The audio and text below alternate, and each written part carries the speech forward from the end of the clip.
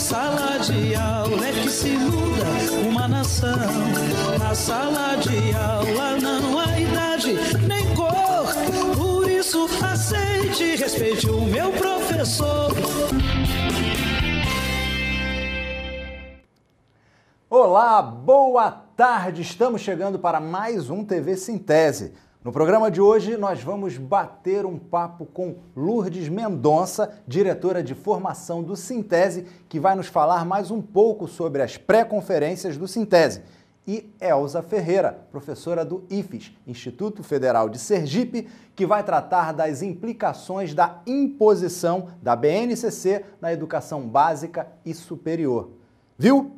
O programa de hoje está bem recheado. Está no ar a TV Sintese.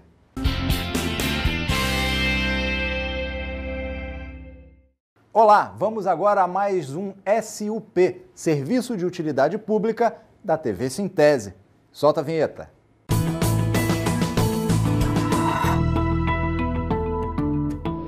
Informações chegaram ao Sintese de que advogados estão abordando professores e professoras nas escolas da rede estadual no sentido de ajuizar ações com o objetivo de receber os valores retroativos do piso. Por isso, o sindicato vem a público para explicar e alertar os professores. Primeiro, o Sintese já impetrou ação judicial coletiva para os filiados ao sindicato, cobrando o pagamento do passivo trabalhista gerado pelo não pagamento do piso na carreira em 2012 e nos anos seguintes. Esta ação está tramitando. A Justiça já deu ganho de causa ao sindicato por 3 vezes, mas o governo recorreu. Ou seja, ainda não há decisão final sobre o assunto. O professor e professora pode entrar com uma ação individual? Poder até pode, mas o sindicato alerta que, ao impetrar ações individuais, corre-se o risco de, por erro de tática ou uso de alguma argumentação equivocada, a Justiça dar ganho de causa ao governo e, com isso, a ação coletiva ficar prejudicada. Por isso, o Sintese alerta que os professores e professoras filiados que forem abordados por algum advogado com essa temática, procure o sindicato e alerte aos colegas que já existe uma ação em curso e, por 3 vezes, a Justiça deu ganho de causa ao sindicato, mas o governo voltou a recorrer. Isso significa que os argumentos jurídicos utilizados têm sido vitoriosos. Muito bem, esse foi mais um SUP, Serviço de Utilidade Pública da TV Sintese.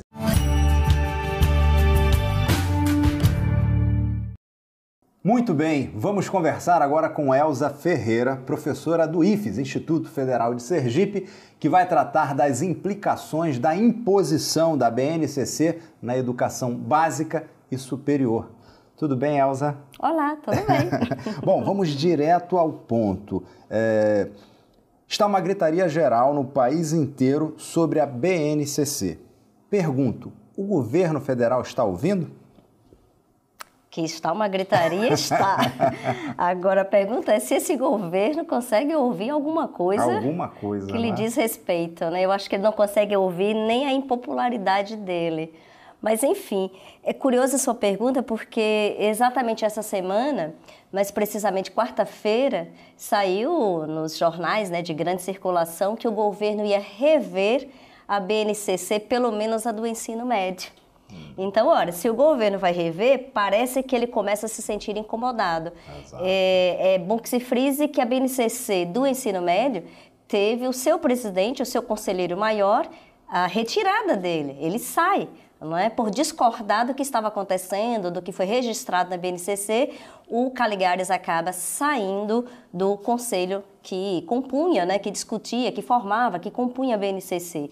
Então, isso já foi digamos assim, algo sério e que precisava que o governo ouvisse. E uma outra coisa que também é bom frisar é que, para a reforma do ensino médio, que se transformou da BNCC, né, de uma certa forma, eram previstas 5 conferências. Uma delas não aconteceu, que foi a conferência em São Paulo. E não aconteceu por quê? Porque houve protestos. e protestos muito fortes. E das 5 só tivemos 3, a de São Paulo não aconteceu, e a última vai ser no final de agosto, que a gente também não sabe se vai acontecer, já que o governo parece que vai rever algumas questões da BNCC. Brasil, tamanho continental, como é que ele explica essa padronização sem considerar isso tudo? Eu acho que a questão é muito simples. Como é que você quer padronizar algo que não pode ser padrão? Perfeito. Estudante não é mercadoria, Exatamente. Educação não é mercadoria. Então não se fabrica um pacote e se coloca para o consumidor. Não é assim. Educação exige criticidade, exige autonomia. Educação exige mesmo originalidade, inclusive. Perfeito. Então, eu acho que é óbvio, isso qualquer cidadão nesse país, seja um cidadão formado, doutor, ou seja, um cidadão simplesmente com ensino médio, ou seja, um cidadão comum, popular do povo, ele sabe que é impossível padronizar, porque a escola é feita de gente. Exatamente. E gente é singular. Sim, professora, e há riscos de corte de investimento na educação? Meu querido, o que é que neste país não corre riscos? Risco de corte, só se a gente já sabe disso, né? Em 2016, 2017, só foram votadas PECs e PECs que acabaram com os investimentos em prol de coisas que são fundamentais. E o que é fundamental? Educação, saúde. A gente já sofreu cortes. Se você me pergunta se vai vir mais cortes, já me deixa aflita, porque os cortes já foram anunciados e eles são enormes, são gritantes. Mas eu queria agora me colocar no lugar do telespectador. A gente sabe que é ruim, mas o quanto é ruim de fato para que todos entendam? Boa pergunta. A gente precisa mesmo refletir sobre isso. Veja, eu vou dividir a resposta em 2 tópicos. Se eu pensar na BNCC para o ensino fundamental, o que isso causa, né, de negativo? Por exemplo, diz a base nacional que o currículo tem que ser 60% padronizado para todo o país.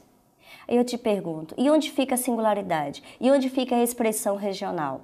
Outro exemplo, o ensino, a educação infantil, antes era pensado no sujeito criança, em desenvolvimento, em formação. Agora, quando você pega a BNCC do ensino fundamental, já é uma pré-escolarização.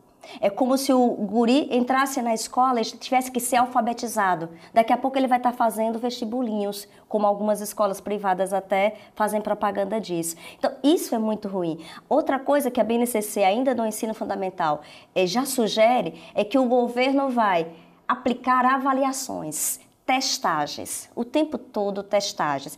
E aí, só para esclarecer para as pessoas que estão nos vendo, você imagine que é como se o governo dissesse, olha, o problema da educação é o currículo. E você sabe, o problema da educação brasileira não é exatamente o currículo. O problema da educação brasileira é a falta de estrutura física das escolas. As escolas continuam É o governo precárias. Querendo botar a culpa em alguma coisa. Exatamente, e não assumir o ônus o problema que ele gerou. E agora com o ensino médio, a BNCC do ensino médio, a coisa ficou mais gritante. Por quê? Porque o governo consegue reduzir 13 matrizes curriculares em 2 praticamente. Só língua portuguesa e matemática é que ganharam um know-how de matriz curricular, de disciplina. As outras é como se tivessem se tornado apêndices. Isso é ruim, isso é muito empobrecedor para a escola. No programa passado, nós entrevistamos a professora Edinalva e ela disse que o que mais preocupava ela seria a questão de gênero. Como é que a professora vê isso? Esse é um tema muito caro para mim, porque o meu mestrado e meu doutorado foi em cima de relações de gênero. Então, é um assunto sobre o qual eu fico também bastante aflita, não é? Porque, primeiro, o governo, ele distorceu o que nós chamamos de relações de gênero. O governo começou a chamar de ideologia de gênero. E você imagine que eu passo 2 anos no mestrado, 4 no doutorado e não vi esse termo em nenhum lugar. Então já há uma distorção disso. Ora, quando você retira relações de gênero de uma base nacional, é como se você dissesse assim, eu estou partindo do pressuposto que está tudo bem com as mulheres, que está tudo bem com os transexuais, as transexuais, que está tudo resolvido nesse país. Que não tem feminicídio. Que não há feminicídio, que as mulheres estão trabalhando onde bem querem, onde bem entendem. Então, isso é sério, porque fica parecendo que as relações de gênero, o governo começa a distorcer, como se há alguém que quer acabar com a família. Não, as relações de gênero, ao contrário, quer ampliar com o conceito de família, quer ampliar o conceito de família. As relações de gênero é para dizer que as pessoas, elas precisam ser respeitadas nas profissões que elas escolhem, por exemplo, nos relacionamentos que elas escolhem, por exemplo.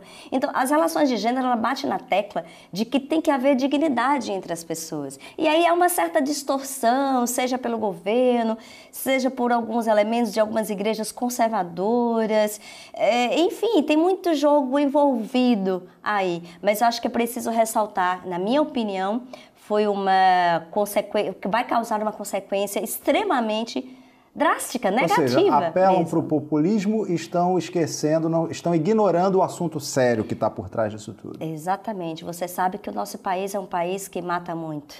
Quando se cria uma lei como feminicídio, é porque há alguma razão para tal. E essa razão é a violência que é imensa contra, por exemplo, as mulheres. Então isso é grave, essas coisas precisam ser discutidas, ampliadas. Agora, sabe o que me tranquiliza? É que o governo pode tirar isso dos documentos, mas ele não vai conseguir tirar isso da sala de aula. Sabe por quê? Porque a sala de aula reflete a realidade. Enquanto tiver milhares de mulheres, milhares de transexuais, milhares de travestis, de homossexuais, de lésbicas, sendo agredidas, violentadas, isso vai aparecer em sala de aula. Quer eu queira, quer eu não queira. O que eu desejo é que as professoras se preparem para tratar do assunto com cuidado, né, com zelo e com conhecimento. Isso também é importante. Perfeito, professora. Professora, mais alguma consideração?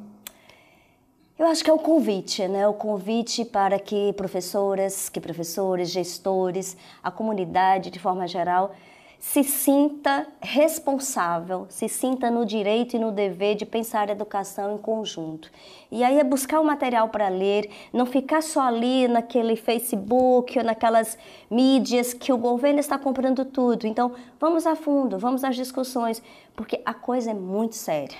Educação é séria. A formação de um país grandioso não tem como não passar pela educação. Então, o convite é esse, para se juntar a gente, para a gente poder discutir e refletir sobre isso. Bom, tá aí feito o convite. Muito obrigado, professora. Bom, e o programa continua. No bloco seguinte, nós conversaremos com a professora Lourdes Mendonça, diretora de formação do Sintese, que vai nos falar mais um pouco sobre as pré-conferências do Sintese. Roda a vinheta.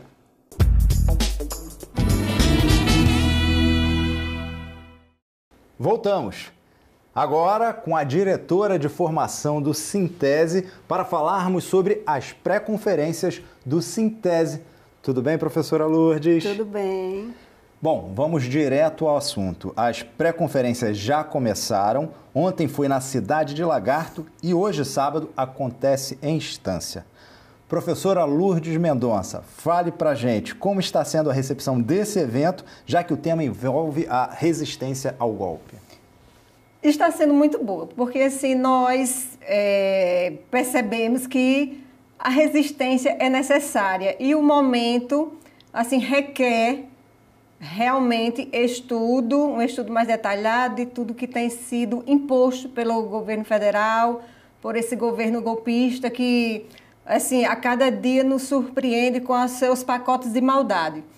E, assim, os professores sentem a necessidade, nós preparamos um material, fizemos estudo lá no nosso sindicato com as professoras Silvana Bretas e Elza Ferreira, que são estudiosas no assunto, e estamos preparando um material que vai, assim, oferecer um suporte muito grande para que a gente possa dar início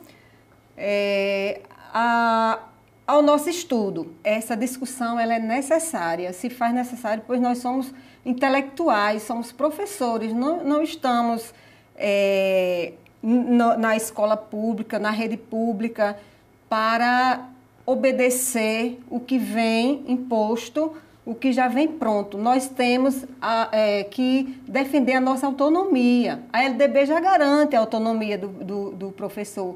Então, assim, a gente precisa ter um olhar diferente para esses pacotes. A gente precisa debater bastante. Perfeito. Estamos com as pré-conferências fazendo...